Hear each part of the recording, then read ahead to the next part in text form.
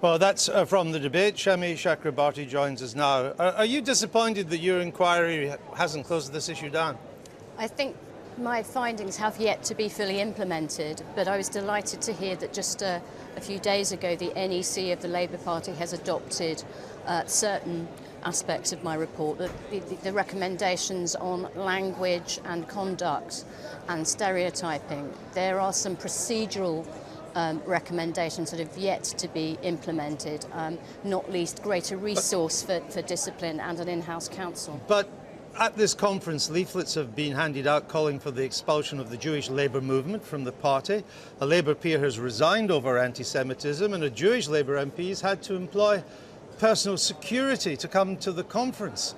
That would suggest it's still a pretty big problem. Well, there are issues and we can't run away from them. These are quite serious issues, I would suggest. They are serious issues and more has to be done. But I was also heartened to hear a re-elected Jeremy Corbyn used his now even greater mandate to be, I think, clearer than he's ever been with people across the party, including people who claim to be his friends. He's been crystal clear that this is not going to be tolerated going forwards. I think that's incredibly important. No part of our society is immune from anti-Semitism and from racism, as we saw in our referendum campaign. It seems to be pretty virulent in the Labour Party. Well, I'm not going to get into the competition of virtue or of victimhood. We've had a toxic summer in British politics. We lost a bright young MP in that toxic summer. I understand that, but we are doing something that other parties aren't doing. You see, this is what you and Jeremy Corbyn have done from the start. You try to generalise the anti-Semitism rather than sticking with these specific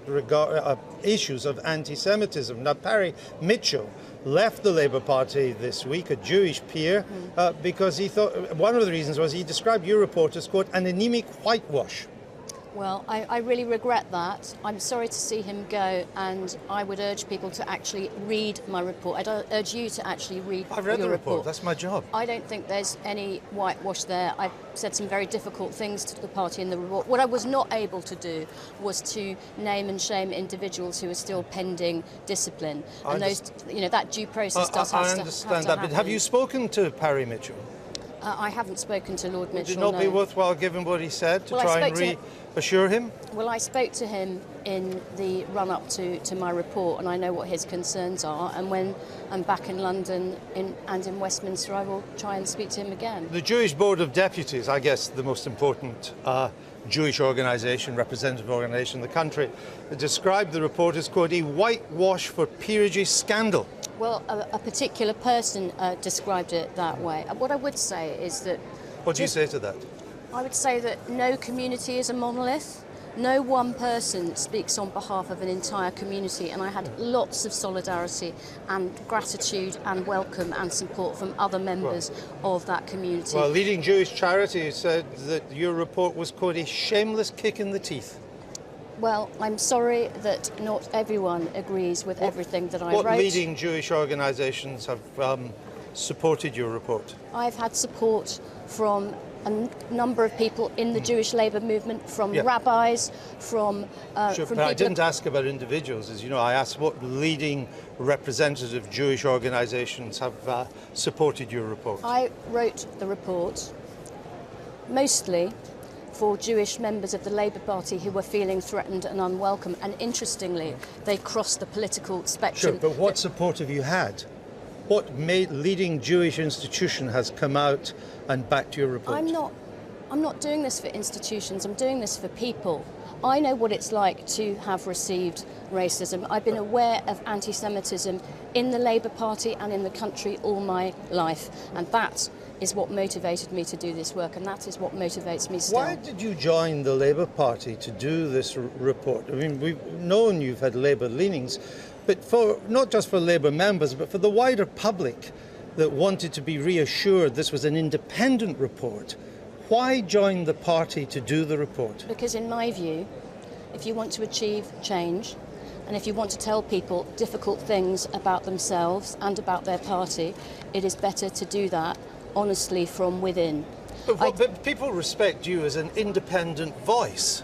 the left-leaning, but not in anybody's pocket. I'm not in and not in Forgive me, but I'm not in anybody's pocket. I may have my suspicions about where your leanings are as a broadcaster, but I don't doubt that you are independent, and I am independent too. But that's what I'm saying. So people respected you as independent. So would you not undermine that by joining the party? No, because this was a report for the party. This was about saying to my fellow Labour members, we have to look at ourselves in the mirror.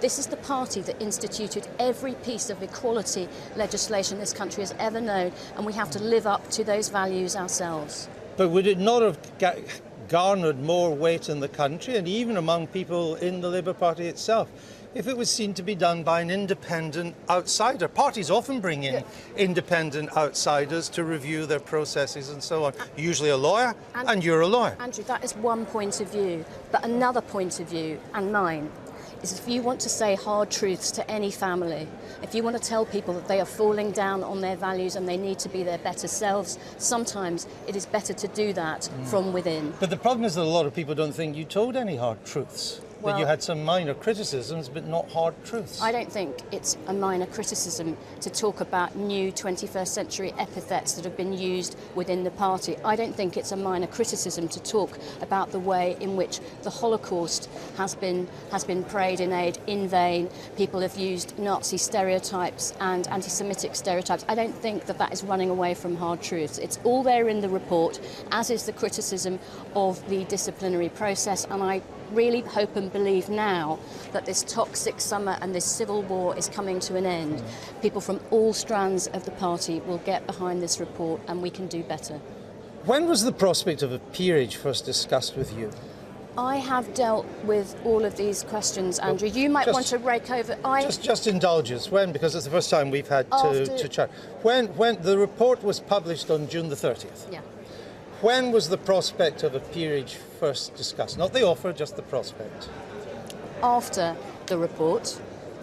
There was no discussion at all beforehand? It was after my report. It was part of the Prime Minister's resignation honours. I understand. But there was no, let me just get, there was no discussion of a peerage with anyone in the Labour Party before the report was published? I have been approached for peerages and other roles. Are you going to let me finish the answer to your question? Well, because I know I have been approached over the. Well, I haven't claimed that. It's true.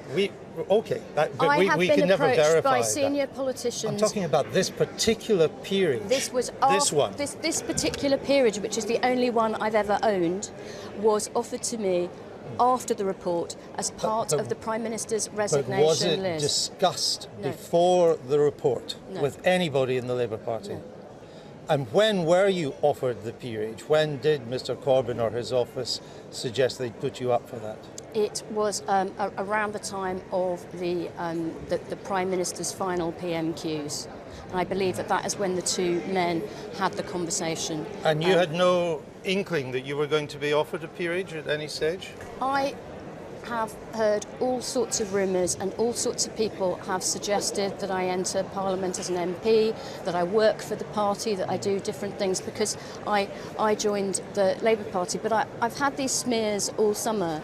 And but they're not smears, they're simple factual questions as to find out and I've answered. When you were off. Would it not clarify everything, as someone as a former head of Liberty and a great believer in transparency, if you were to publish all correspondence with the Labour Party and yourself on this matter?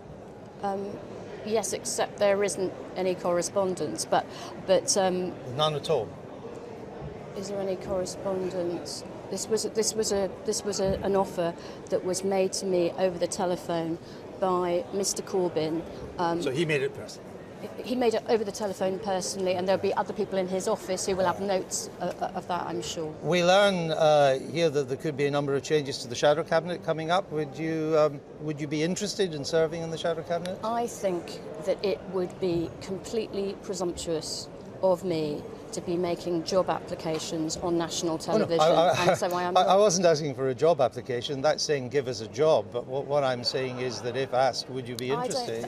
I don't think it's appropriate for me to do this. You know yourself that issues around the composition of the shadow cabinet are incredibly sensitive at a time when the party needs to unite behind Jeremy Corbyn. That's the priority. Sure, it will be but- for but- him but- and his colleagues to. I'm not But there are going to 60 speculate. vacancies in the shadow cabinet or shadow positions. Mr. Corbyn needs some new and fresh talent. I think everybody would agree that you can be filed under new and fresh talent. Wouldn't it be part of the unity project to join Mr. Corbyn's team? I will try and help this party and help the unity project. I'm trying to right now by sitting here.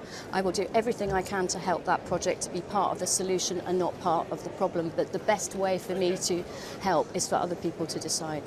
Okay, we'll leave it there. Shami Chakrabarti, Thank thank you. you.